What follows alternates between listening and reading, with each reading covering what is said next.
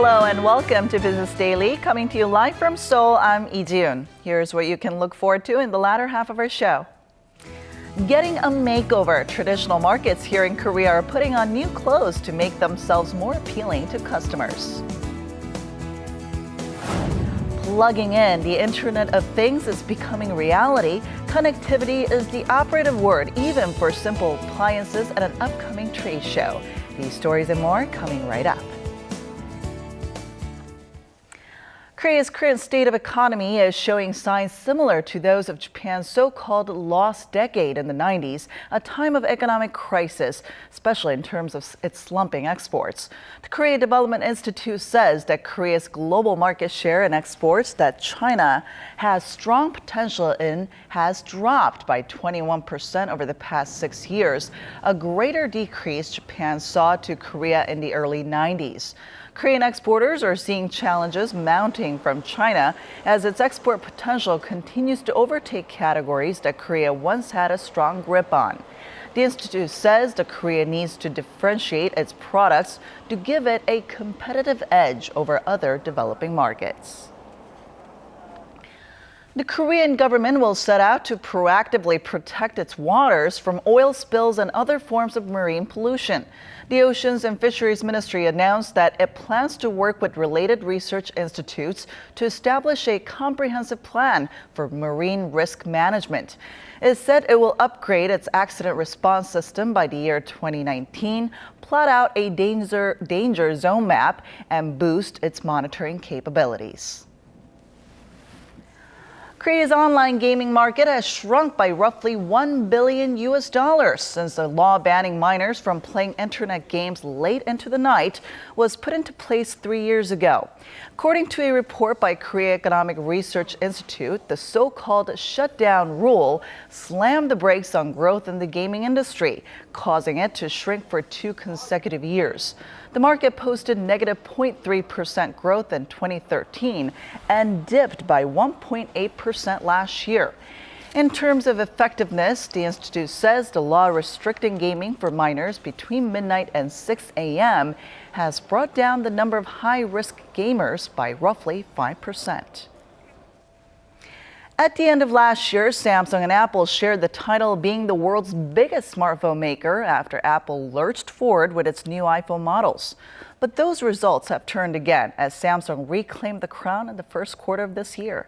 Our Lee Ji-young tells us more.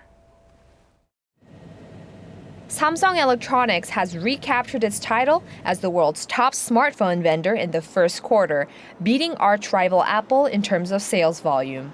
According to market researcher Strategy Analytics, the Korean electronics giant shipped roughly around 83.2 million smartphones worldwide during the first quarter of this year, capturing about 24% of the global smartphone market. This is a drop from its 31% market share a year ago, but it was still enough to beat Apple's 17.7%. In distant third was rising Chinese company Lenovo Motorola, closely followed by Huawei. Industry analysts say Samsung's stellar performance was mainly thanks to its less profitable mid-range and low-end devices like the Galaxy A, E, and J series. It was most popular in regions like Southeast Asia, the Middle East, and Africa. Samsung is expected to see a more profitable second quarter with the introduction of its new Galaxy S6 and S6 Edge flagship devices that were rolled out in April. The new flagship phones are better in terms of display and camera. Samsung is also producing its own core chips, so we predict that the sales volume will increase by 25% compared to its most recent models. Analysts say both models have raised the bar for premier smartphones in the market, giving the tech giant the competitive edge it needs to get ahead. Lee Ji-young, Business Daily. Purifying the air at home when you're away? It's the new reality with an Internet of Things upgrade. And to make this possible, telecommunications will be a special guest at Europe's IFA Tech Fair. And Korea's top mobile carrier SK Telecom is invited. With more on this story, here's our Eunice Kim. It's time to revitalize some drab household products by plugging in the Internet of Things.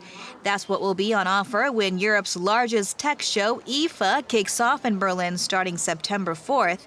And the planning committee has tapped Korea's SK Telecom to exhibit for the first time in what had been a venue for electronics and appliance makers. Because telecommunication is the connector for the connected home and is the key technology for the connected home, and we see that's rising up as a topic. Connectivity will be the name of the game this year, and together with China's ZTE and the UK's Vodafone, Korea's largest mobile carrier is preparing to unveil a few new smart home and health-related innovations at the massive trade show. But we may get a glimpse even sooner, as SKT has said it will unveil IoT-enabled home products this month in what would be a first step in commercializing its open-source IoT platform called Mobius.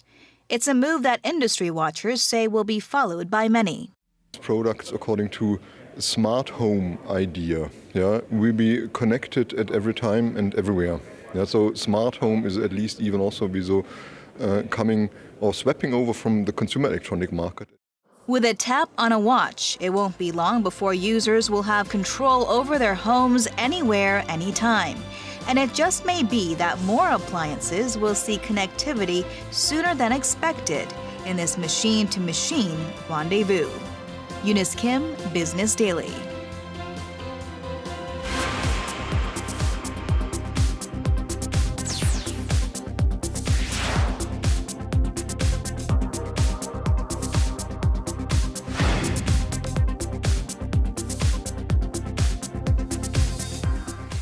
Now, with the introduction of large supermarkets came added convenience for customers, but a lot of challenges for small local businesses at traditional markets.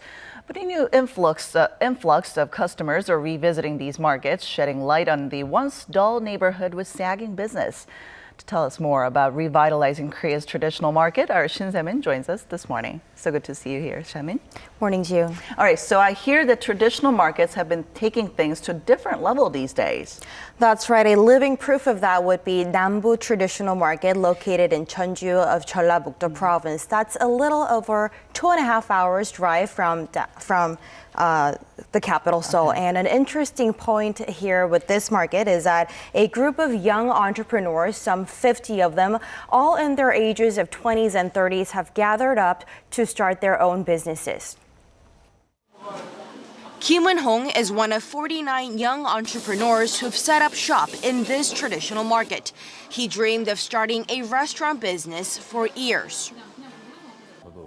I was unhappy that I had to report to an office every day, especially when I knew that all I wanted was to prepare satisfying meals for others. The market's other startups include a do-it-yourself postcard shop where customers decorate their own cards and a candy shop that attracts shoppers with a sweet tooth. Many of the owners opted to locate their stores in the market because they can start their ventures with less money. The additions have been good for the market too, drawing younger customers to the second floor and the rest of the shops. I hadn't seen this many people perusing the market, whether they're here to shop at my store or elsewhere. More people in the market means more money and more business. The Nambu Traditional Market Merchants Association says its total sales shot up 20% last year. Part of that leap can be attributed to the night market, which opened last October with financial help from the government. When it's open, it's hard to move through the market. The alleys are jam-packed with shoppers buying a range of goods, from handmade accessories to street snacks. Now, the Nambu Traditional Market Merchants Association wants to build on that success and keep the market open more nights. Well, you know, it's interesting to see young people opening up their businesses at these markets where we normally see older vendors, right? That's right. But is there a specific reason as to why these young people have chosen the markets instead of more populous locations to open their businesses?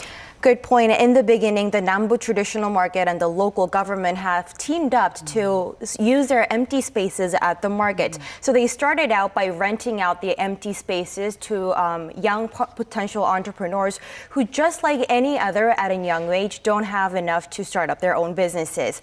Now, so these business owners with their bright ideas opened up their own shops with the prospect of reducing startup costs. And as a result, young minds attracted a larger group of younger customers. But then you talk about balance and coexistence. I mean, how does it really work? I mean, do these stores blend in well with the existing ones?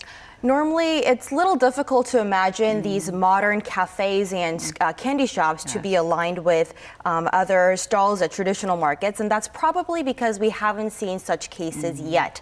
And here at this Nambu Traditional Market, it's just like any other market with older shopkeepers selling vegetables, seafood, and other produce. But if you look at the other side, on the second floor of the market, it's a little different tone and atmosphere. It's renovated in its own way. It's not embellished with new fancy signs, but you see handwritten logos and decorations that help you reminisce of the older days. We carefully consider the kinds and types of shops before we let them become part of our market. This is to see whether a new addition to the market will go well and not overlap with the already existing shops. So they carefully select shops, and I believe that this Nambu Traditional Market has become a role model for many other local traditional markets. That's true. When I visited the traditional market in Jeonju, actually other 3 representatives from 3 different locations have visited the market to learn their know-hows and talk to some of the representatives at the market. And they wanted to know about how to revitalize their local market. One of the methods of being opening up a night market. Already the Nambu Market and Busan's Pupyeong Market have been selected by the Ministry of Government Administration and Home Affairs this year to receive financial support. And it's no surprise that other local markets are seeking support from the government as well, because being able to host a night market comes with a great value.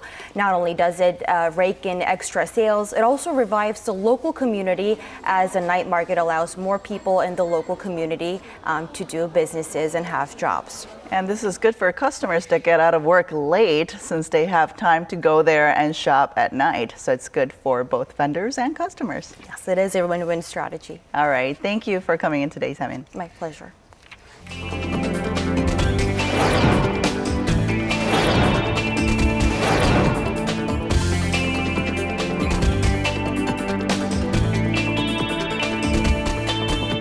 That does it for now, but we'll be back with more tomorrow at the same time, same place. Thanks for watching, and bye-bye.